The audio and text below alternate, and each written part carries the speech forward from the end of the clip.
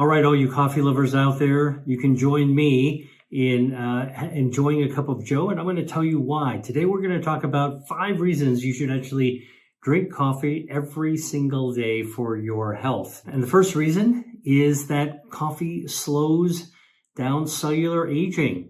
If you want to actually be in the moment and not speed up your aging, it turns out that coffee can actually do that. There's a bioactive in coffee beans called chlorogenic acid, and this has been studied in human subjects drinking coffee. 1 to 3 cups a day of drinking coffee has been shown to slow down the burn rate of your telomeres. These are the caps at the end of your DNA that burn down like a fuse that reflect how fast you're actually aging. It's kind of the clock the timer that gets started from the time you're born, and the older you are, the fuse starts to shrink. Drinking coffee slows that process down. And all you got to do to get that effect is to drink anywhere from 1 to 3 cups of coffee a day. I easily meet that level myself. Okay, second reason that you actually want to drink coffee is that coffee actually protects stem cells in your body. Now, our stem cells live in our bone marrow, and they come out into our bloodstream to repair us from the inside out. Happens all the time. But as we get older, our stem cells are a little bit less vigorous than when we're younger. And a lot of things can affect this, including oxidative stress from the environment and just simply aging. And so one of the things that coffee does is it acts as a shield to our stem cells so they can actually keep on working as robustly and vibrantly as possible, regenerating us from the inside out. Third reason to have coffee every day is that coffee improves our metabolism. Coffee contains something called chlorogenic acid. And chlorogenic acid activates our metabolism. And the way it does it is by stimulating the production of brown fat. And we've got different kinds of fat in our body. There's white fat that's wiggly and jiggly, and brown fat that's wafer thin. And one of the things that brown fat can do is get turned on like a space heater. And when it turns on like a space heater, it's a process called thermogenesis. And coffee turns on thermogenesis. And you know why thermogenesis in brown fat is useful?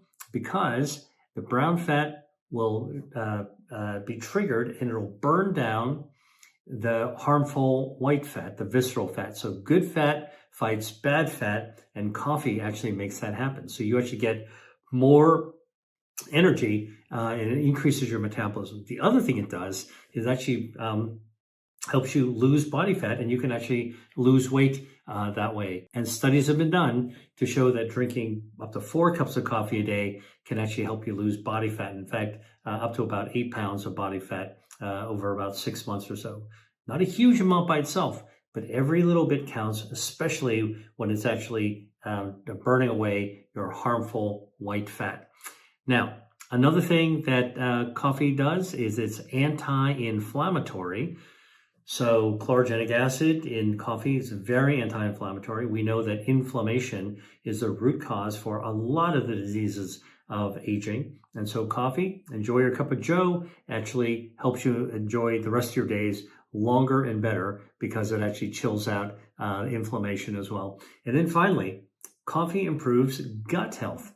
It turns out that when you drink coffee, the coffee chemicals actually get down into your gut, and it protects our gut microbiome. It shifts the gut microbiome into a healthier state, so you've got better neighborhoods of gut bacteria. And as you know, better gut health is better overall health because our gut bacteria lower inflammation. And the way it does that is by releasing a metabolite called short-chain fatty acids, or SCAFAs. SCFAs, that actually lower inflammation. And guess what? Drinking coffee helps your gut bacteria make more short-chain fatty acids, more SCAFA. So these are all really great reasons why you would actually want to drink coffee every single day. And now I'm going to give you some pro tips. Pro tip number 1 is you want to get organic coffee if you want to get the most out of the chlorogenic acid. And the reason is this. Coffee, like other plants, actually produce bioactives like chlorogenic acid in response to insects that are in its natural environment, right? So what do bugs in a natural environment do? They nibble on the leaves and the stems, and the coffee plant makes chlorogenic acid as a response. It's kind of a wound healing response. It's trying to heal itself when those insects are nibbling on it. Now, what do you think happens when you actually spray pesticides on the coffee bush? The bugs aren't nibbling as much, so it makes less chlorogenic acid. So if you get organic, no pesticides, more natural bugs nibbling away at it, it's going to produce more of this healing substance, chlorogenic acid. Good for the coffee plant, even better for us when we actually drink it. So get organic coffee whenever you can. Fair trade, of course. Now, the other tip about coffee is that although for years I enjoyed my coffee with a little milk or a little cream, dairy, okay, I like it that way. Turns out that's not the best way to drink coffee. So I actually have it straight now. And the reason is this: the chlorogenic acid in coffee floats around in tiny little molecules in the coffee. But when you put dairy in it, dairy's made of dairy fat, and those little fat particles form soap bubbles that trap the chlorogenic acid. All right. So now you drink the coffee that you have some cream or milk in it, and guess what?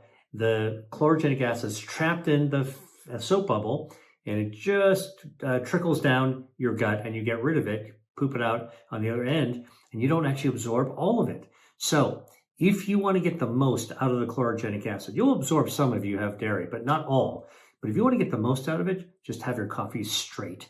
Or if you want to cut the coffee taste a little bit, you can actually use a nut milk, almond milk, soy milk. All of those will actually work just fine. They don't actually form those little soap bubbles that we're talking about. Hey, if you're enjoying the content in this video, then you will love my resource on what I call the Grand Slammer foods. These are the foods that support and activate all 5 of your body's health defense systems: angiogenesis, regeneration, microbiome, DNA protection, and your immune system, all at the same time. I put together a special guide describing these grand slamming foods just for my viewers, and you can get it totally free right now at the link in the caption below. Now, back to the video.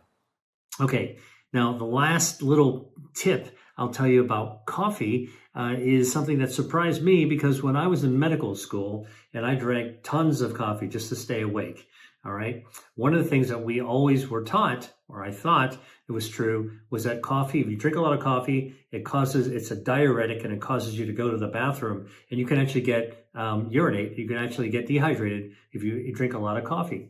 Well, guess what? Clinical studies have been done, and it showed that if you drink moderate amounts of coffee, 3 to 4 cups of coffee a day, it doesn't actually cause you to be any more dehydrated than if you just drank water. All right. So coffee does not dehydrate you. Coffee actually does all these great things. So let's recap. Coffee slows down cellular aging. Coffee stimulates your stem cells. Coffee improves your metabolism by burning down harmful body fat, and you'll actually lose some weight along the way. And coffee is anti-inflammatory, and coffee improves gut health. All right. All these benefits from coffee. One of my favorite beverages.